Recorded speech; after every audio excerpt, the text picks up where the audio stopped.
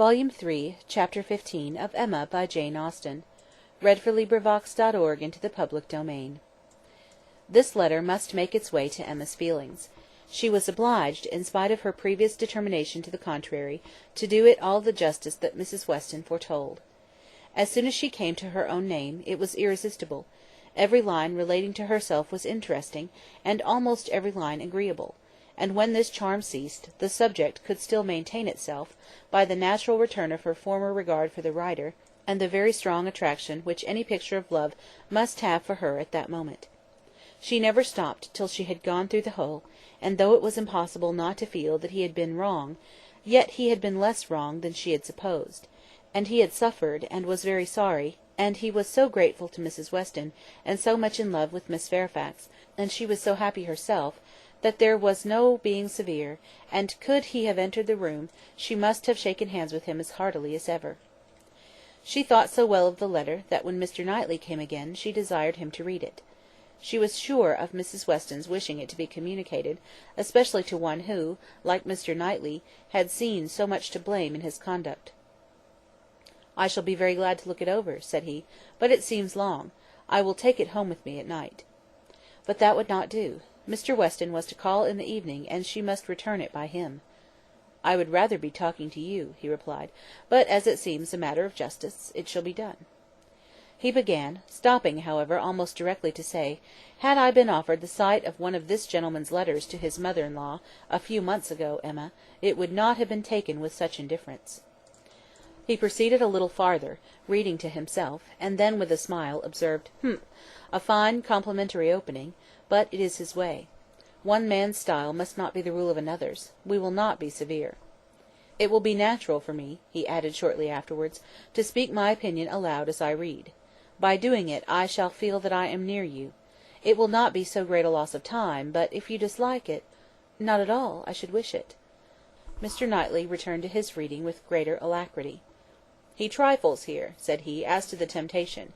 He knows he is wrong, and has nothing rational to urge. Bad. He ought not to have formed the engagement. His father's disposition. He is unjust, however, to his father.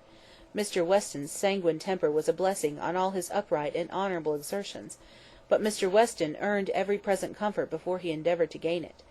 Very true, he did not come till Miss Fairfax was here." "And I have not forgotten," said Emma, "how sure you were that he might have come sooner if he would. You pass it over very handsomely, but you were perfectly right." "I was not quite impartial in my judgment, Emma; but yet I think, had you not been in the case, I should still have distrusted him." When he came to Miss Woodhouse, he was obliged to read the whole of it aloud, all that related to her, with a smile, a look, a shake of the head, a word or two of assent or disapprobation, or merely of love, as the subject required, concluding, however, seriously, and after a steady reflection, thus: "Very bad, though it might have been worse. Playing a most dangerous game. Too much indebted to the event for his acquittal. No judge of his own manners by you. Always deceived in fact by his own wishes, and regardless of little besides his own convenience. Fancying you to have fathomed his secret. Natural enough. His own mind full of intrigue, that he should suspect it in others. Mystery, finesse, how they pervert the understanding. My Emma, does not everything serve to prove more and more the beauty of truth and sincerity in all our dealings with each other?" Emma agreed to it, and with a blush of sensibility on Harriet's account, which she could not give any sincere explanation of. "You had better go on," said she.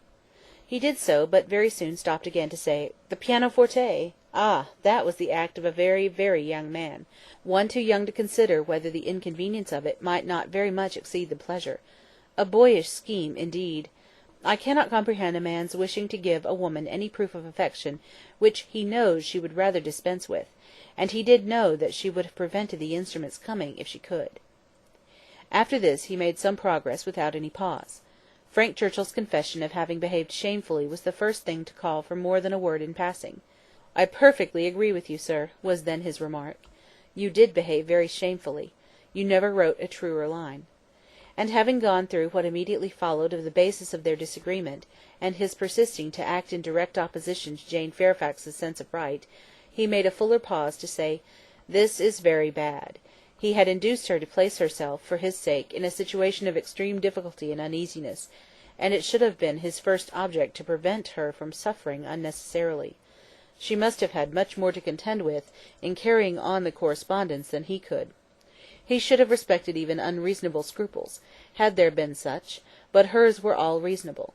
We must look to her one fault, and remember that she had done a wrong thing in consenting to the engagement, to bear that she should have been in a state of punishment.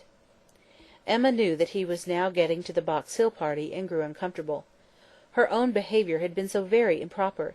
She was deeply ashamed, and a little afraid of his next look. It was all read, however, steadily, attentively, and without the smallest remark, and, excepting one momentary glance at her, instantly withdrawn, in the fear of giving pain, no remembrance of Box Hill seemed to exist. "There is no saying much for the delicacy of our good friends, the Eltons," was his next observation. "His feelings are natural. What! Actually resolved to break with him entirely!